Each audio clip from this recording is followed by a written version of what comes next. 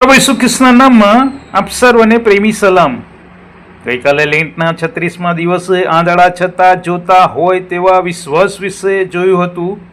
આજે માથી 9:32-34 વચન દ્વારા મૂંગાનું બોલવું અને લોકોની પ્રતિક્રિયા વિશે જોઈશું, જે એક નાની ઘટના છે પણ તેનો અર્થ ખૂબ ઊંડો છે.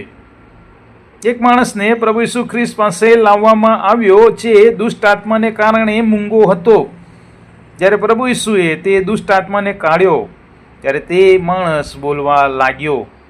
આ ઘટના માત્ર ચમત્કાર નથી, આપણને એક આધ્યાત્મિક સત્ય શીખવે છે. બંધનમાંથી મુક્તિ આપનાર પ્રભુ ઈસુ ખ્રિસ્ત. આ માણસ દુષ્ટ આત્માના બંધનને લીધે મૂંગો હતો. ઘણી વખત માણસની સમસ્યા ફક્ત બહારની નથી, પરંતુ આધ્યાત્મિક પણ હોઈ શકે છે. પ્રભુ ઈસુ ખ્રિસ્ત ફક્ત શબ્દ બોલ્યા અને દુષ્ટ આત્મા બહાર નીકળી ગયો. આ દર્શાવે છે કે પ્રભુ ઈસુ ખ્રિસ્ત પાસે દરેક અંધકાર પર સત્તા છે. એ દુષ્ટ શક્તિ હોય, ગમે તે પ્રકારનું બંધન હોય, ભય હોય કે આત્મિક અંધકાર હોય, આ બધાથી ઉપર પ્રભુ ઈસુ ખ્રિસ્તની શક્તિ છે. મુક્તિ પછી અવાજ પાછો આવે છે. જ્યારે તે માણસ મુક્ત થયો ત્યારે તે બોલવા લાગ્યો.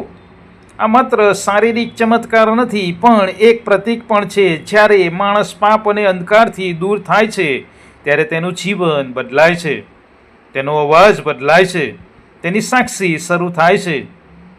ઘણા લોકો પહેલા ઈશ્વર વિશે બોલતા નથી, પણ જ્યારે તેમને ઈશ્વરનો અનુભવ થાય છે ત્યારે તેઓ ખુલ્લે આમ સાક્ષી આપે છે. આ ઘટનાની લોકોમાં બે અલગ અલગ પ્રતિક્રિયાઓ જોવા મળે છે. લોકોની પ્રતિક્રિયા. લોકો આશ્ચર્ય પામ્યા અને કહ્યું, ઇઝરાયલમાં ક્યારેય આવું જોવા મળ્યું નથી. તેઓ ઈશ્વરની શક્તિ જોઈ. સામે ફરોશીઓની પ્રતિક્રિયા જોઈએ. તેઓ કહે છે 34મી કલમ પ્રમાણે તે દુષ્ટાત્માઓના સરદારથી દુષ્ટાત્મા કાઢે છે. આ એક ખૂબ ગંભીર વાત છે. એક જ ઘટના અને બે અલગ અલગ હૃદય, અલગ અલગ પ્રતિક્રિયાઓ. આ ઘટના આપણને પણ એક મહત્વનો પ્રશ્ન પૂછે છે. ઈશ્વરના કાર્યને આપણે કેવી રીતે જોઈએ છીએ? ક્યારેક માણસનું હૃદય એટલું કઠોર થાય છે કે તે ઈશ્વરનું કાર્ય જોઈને પણ તેને સ્વીકારવા તૈયાર નથી.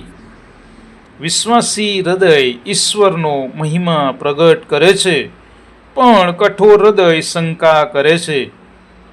આ ઘટનાનો ઊંડો આધ્યાત્મિક અર્થ છે. ઘણા લોકો આજે આત્મિક રીતે મૂંગા છે. તેઓ પ્રાર્થના કરતા નથી, ઈશ્વરની વાત કરતા નથી, વિશ્વાસ વિશે બોલતા નથી. પરંતુ જ્યારે આવા લોકોના જીવનમાં પ્રભુ ઈસુ ખ્રિસ્ત આવે છે ત્યારે તે સાક્ષી આપતા બોલવા લાગે છે. આ ઘટનાથી આપણે 3 વાતો શીખીએ છીએ. પ્રભુ ઈસુ દરેક બંધન તોડી શકે છે. ઈશ્વરનો અનુભવ માણસને સાક્ષી બનાવે છે. આપણા હૃદયની સ્થિતિ નક્કી કરે છે કે આપણે ઈશ્વરના કાર્યને કેવી રીતે જોઈશું. આજની પ્રાર્થના. હે ઈશ્વર પિતા, અમારા જીવનમાંથી દરેક અંધકાર દૂર કરો. તમારા કાર્યને ઓળખવા અમને નમ્ર હૃદય આપો. અમને તમારા માટે સાક્ષી બનવાની હિંમત આપો. પ્રભુ ઈસુ ખ્રિસ્તના નામમાં આમેન.